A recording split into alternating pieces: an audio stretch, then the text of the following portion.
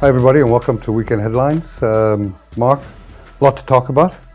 I suppose the first thing I'd like to talk about is the Rassie Erasmus story, broken with impeccable sources from Rapport, that he's looking to go to England. Yeah, I mean, he flew over to Scotland this week to play against, to watch Scotland play against England, and went and said hello to Eddie Jones. And on that basis, he was in talks with the Rugby Football Union to take over from Eddie Jones. You kind of texted me and said, what truth is there to that? I hadn't even seen the story. I WhatsApped him. He said, absolutely not, never, it won't happen. Opened his own Twitter account and posted a video of his World Cup speech to a team and said, what would I say to any other team that I would coach? You know, so his heart is in South Africa. He came back from Munster. He's got a 6-year contract as the director of rugby.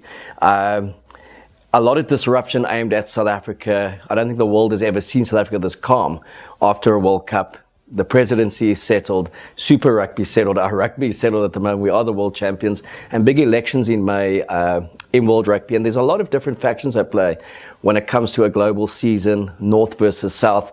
And the New Zealand-South Africa alliance has been very strong over the last decade. It's consistently been good for 25 years, but the last decade especially. And it's a bit of a divide and rule game at the moment. Put a bit of angst among the Kiwis. South Africa will pull out of Sanzar and go north. There's been a lot of speculation for the last decade about that. It's not realistic at the moment. Why? Tell us why. We're bound to the Sanzar contract to 2025. We've started to play in the Northern Hemisphere market through the Cheetahs and the Kings in Pro 14. There's talk that that will go to a Pro 18 and the likes of Griquas or the Pumas may be involved. But very much for now, our top 4 teams will be settled in the Southern Hemisphere in Super Rugby. And there's a feeling from a commercial point of view and also from a rugby point of view that our rugby would be weak if we weren't playing the All Blacks every year, home and away. And that partnership remains strong. The country that should be the most worried is Australia. They've lost the Fox broadcasting deal. Their rugby's at an all-time low. Just looking at their performances this weekend, you know, the Waratahs were a shambles. Being hammered by the Blues at home by 20 points. The Reds, if they couldn't get past that Lions team, you know, that says it all. And then the Rebels and the Brumbies. I mean, the Brumbies are 2 from 2, but they played Australian opposition. Yeah. So I don't think Dave Rennie realizes just what he was walking into. But yeah, dominating. I always love it when it's the first week of February because, you know, then everything is rugby. Report is front page, back page rugby. And it's always close, impeccable sources when it comes to things. But Rassie Erasmus going nowhere. We spoke about it before we went on air. It would be suicide if he ever went and did a Jake White and said that he was interested in coaching another team. He's kind of bonded this whole nation through what it means to be South African, and he's got a fantastic future here if he wants it as director of rugby. Yeah, a bit irresponsible really in terms of journalism to go with that headline. I know sensationalism sells, but it had quite a few people upset on Sunday, the news that Rassie might coach England. Yeah, I think also so Proudfoot went straight over and he's the forwards coach. And then, you know, people who are not in the know think all of a sudden, well, there could be truth to this. But, you know, when he went to Munster, he went there out of frustration because he wasn't allowed to take charge of the national team as head of the high performance unit. Heyneke Meyer said he won't report into Rassie. He reports into the CEO. So he had built the under-20s, he had built the 7s with Neil Powell. He'd kind of put all the structures in place. Started getting a good vibe going with the Super Rugby coaches, but felt he wasn't allowed to take control of the national team. That changed when they said he would come back. And when he came back, Alistair Coetzee was still the Boks coach. The difference was Alistair would report into him. Alistair said he refuses to, he reports into the CEO, and that's why Alistair kind of eventually went. So he's worked the perfect job for him. Well, I think Alistair went because he was a useless coach. That as well. He's worked the perfect job for him, and again, he's got 3 young kids who he had to make a decision then. They either stay in Ireland and he sees out 4 or 5 years with Munster and they're schooling, or they come back to South Africa. They've come back, they settled, he's particularly happy. And what I have enjoyed is that he's been so low-key post the World Cup. You just don't see him anywhere. You don't hear from him. But you know he was at the office on the 7th of January working. Yeah. So yeah, I mean, but it got everyone in a tiz, and rightfully so. I mean, I couldn't think, being a Welshman, I couldn't think of anything worse than losing our coach to England. But what I enjoyed was he's not really been on social media per se, no. But that he launched his own account yesterday, He immediately confirmed it was him, and then he put that World Cup winning Confirmed that it was him that opened that account. Yeah. It's an official account.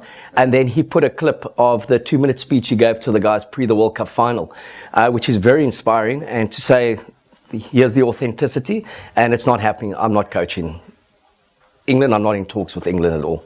I'm the director of rugby at South Africa. So he put that out immediately, kind of responded to me, put it out immediately as well. And what I enjoyed was that he didn't play a game there and let it be up in the air and kind of, and like he said as well, he said agents will talk crap and people think he's off contract because he's no longer the Springbok coach, but he's not off contract because he's been employed for 6 years. His contract was a 6-year contract as director of rugby. Yeah. And it was Rassie's choice to step down as coach, and I believe. Yeah, and I mean, he addressed the sponsors the other day and him and Jacques were both there, and they explained exactly how the role is going to work. And he said, ultimately, he takes responsibility for the results. He takes responsibility for the team selections and the strategy.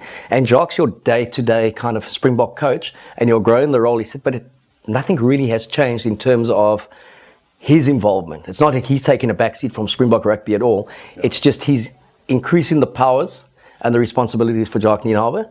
Yeah.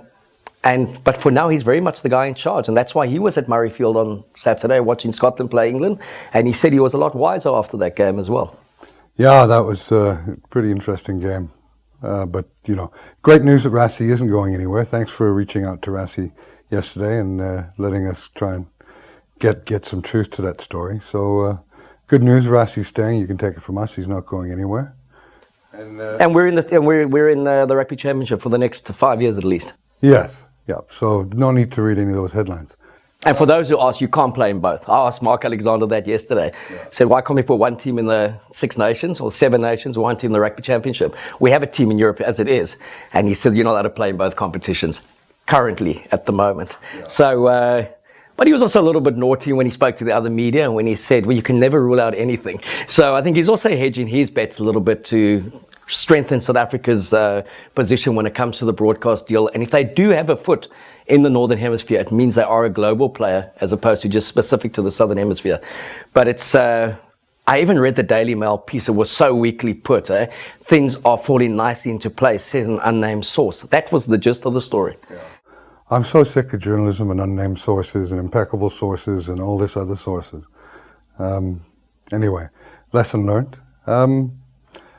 Super Rugby this weekend. No team I believe has shut out 2 teams in a row in Super Rugby. No, and the Stormers in their history have done it twice. Both times 33-0 wins, but I think it was like 6 or 7 years apart. To go back to back, to beat the Hurricanes 27-0 and to win a derby 13-0, and they played bloody well and they defended well. And the critique I saw on social media again, and the nonsense that was aimed at Damian Willemse. Half the people want him axed again. It's we've got such exciting talent. We've got such wonderful players. Let them play week in and week out. Let them make mistakes. And the one thing that Rassie said in that video to the players, he said the only way we're going to win this game, this final, is if you play and there's no ego. So I don't want 50 actions and 46 were okay and you made 4 mistakes. He said, I want 130 actions and 40 mistakes. That's the way we're going to win it. Get up and do it again. Get up and do it again. So we need to really kind of be more patient with the good players in this country. We need to also say the Stormers were diabolical for how long?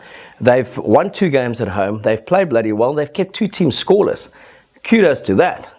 No, it is remarkable that these people like have a voice now on social media to criticize.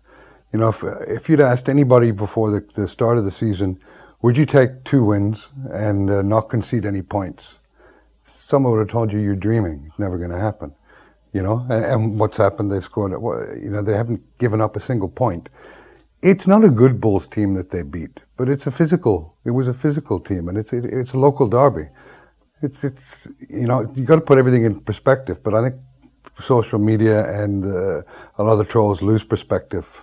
Well, I think also let's just look at how well they did play against the Hurricanes, and we said worst Hurricanes team we've ever seen. They went and beat the Jaguar Warriors a week later. Yeah. So they didn't play well in Cape Town, but maybe the Stormers also made them look that poor. No, let's look at the form guide from the Sharks as well. I mean, the Sharks, the Bulls gave the Sharks a good game. The Sharks went over and destroyed the Highlanders. There was 1 point in at 16:15 with 3 minutes to go in Durban. And then the Sharks go to Dunedin and absolutely blow apart the Highlanders. 27-3 up at halftime, 33. Highlanders, a couple of late tries, but a 20-point win, first week up in New Zealand. Fantastic effort, and that game surprised me. Yeah. I had a shocking weekend in terms of returns, 3 from 7. But the two I got right was the Crusaders to lose to the Chiefs, and then obviously the Stormers to win. But hugely impressed with the way the Sharks played in a very attacking, free-flowing game. And what's been encouraging from a South African point of view is really have we gone over post a World Cup year and blown away 2 New Zealand teams straight up at the start of the season. It's normally the reverse. So yeah, the Sharks exceeded any expectation I had there. Stormers consistent with that. And the Chiefs under Warren Gatland, immediately you see his impact. And for them to get the win against the Crusaders in the way they did, they were 12-3 down after 10 minutes. Yeah, and they bent, but they didn't break. I mean, they absorbed a lot of pressure. Very reminiscent of a Welsh defence. You know? Yes, and if you go back when he took over Wales 12 years ago, how he brought the hunger and the mongrel back as he started to build the class players that he wanted, and you just see so many of those elements. Like a year ago, the Chiefs would have been blown away. 12-3 down after 10 minutes. It would have been a 40-20 game. And they just wouldn't go away. And eventually got it into the game. Once they got into the game, they started getting confidence. And Warren Gatland's big thing is conditioning. And Wales are probably one of the fittest teams in the world in the last 3 years that he was there. And this Chiefs side looks so well conditioned. They get stronger as the game goes. This flanker Boschia that he seems to have found is playing McCaw-like rugby, and they're scoring more tries. And they're playing this Northern Hemisphere kind of game, but in New Zealand. I've been very impressed with them. The Crusaders will be there and thereabouts, but from a South African perspective, definitely the Stormers. And let's hope the Sharks can sustain this momentum. They really have surprised me. Yeah, well done to the Sharks. What a great result. Speaking of Gatland, let's get on to the Six Nations. And huge disappointment for me was Wales against Ireland. Wales were diabolical. They were, and it's just like, I think they may have believed their press from that Italian shutout, 42-0. I really expected just a bit more fire in the belly, and for them to shake that Irish team a little bit. And I thought Ireland were comfortable winners at the end. 24-14 didn't even do justice to the dominance. They never looked like they were going to lose that game. No, they didn't. There was that try that I thought was a try, which wasn't a try, which would have made it a lot closer. But no, Wales were nowhere. It was embarrassing to be a Welsh fan on Saturday. And you go back to that opening week when Clive Woodward said, or Sir Clive Woodward, he said, France, England, whoever wins this one will win it. He said, and if France wins, they will win the championship or they'll come last. They were a typical French team, blew Italy away in the first half and then looked like they were bringing them right back into the game. Yeah. But nice to see them 2 from 2. And England, I really thought that game was going to end at 3-3. I had load shedding for the last 50 minutes. I was on the phone to you asking what's going on in that. Yeah. And then to see England get that late try and then to call it one of the great wins. I mean, geez. One of the great wins. Yeah. They really are becoming boring, post that World Cup semi-final win against the All Blacks. Yeah, they really are. I mean, they're an arrogant bunch, huh? Yeah, and the replacement prop who scored it, he called the sausage critics and said, take that now, what do you say? You beat Scotland, for God's sake. You beat Scotland by a score. Scotland ranked 8th in the world at the moment. So lots for them to work on. It's going to be a cracker against Ireland. I know Ireland are going to Twickenham, but Andy Farrell up against Owen Farrell, that alone is worth the price. Imagine the talk in that household on the Friday night. I can only imagine. And last, let's touch on the tennis that was in Cape Town. Did you go? I never went. I did speak to some people who went, and the reaction I got, they said they needed binoculars to see anything. They thought it was a great occasion for who was there, but never felt that they were at a tennis match in a rugby stadium. It was windy. It was clearly an exhibition match, and they said so the range of skills were there from the people, but a lot of criticism about the handing over of a Springbok jersey to Roger Federer and how it played out, but not to Rafa Nadal. Even though he did get a signed Boks jersey afterwards in the change room, people felt that both of them should have given a Boks jersey. I know they're linked to Federer, his mom's South African, he's always supported the Boks, But it certainly just anointed him as the hometown favourite before the start of the game. And I think it was one game that he was always going to win it in 3 sets. Wonderful that they were here. But yeah, see it for what it was, an exhibition match. Yeah, I'm getting a bit tired of the Sia Khaleesi show. He appears everywhere. Yeah, and I think a lot of people, it's, that Springbok squad won that World Cup, and Rassie Erasmus and a big management team were influential, and every other player's just got on with it at the moment, and he's just playing rugby again. And I'm not necessarily saying it's Sia's fault. Maybe he's just been put forward, but every time you pick up a newspaper, you go on social media, on a television thing, it's Sia with someone in the country, it's Sia welcoming them, and it's unfortunate he got injured, but I think Rassie and Dobbo would only want to see Sia one place, and at the moment that's the bottom of a ruck, or making an offload or making a tackle, and leading from the front as a Springbok captain. But yeah, I think maybe for his own sanity, they also need to pull him back a bit and kind of let him get on with doing what he does well, and that's play rugby. Yeah, I fully agree. It's I know it must be a taxing schedule because, like I say, I see him everywhere. But anyway, Mark, thanks for coming in. I really appreciate it, and let's look forward to another good week in sports. Thanks, man.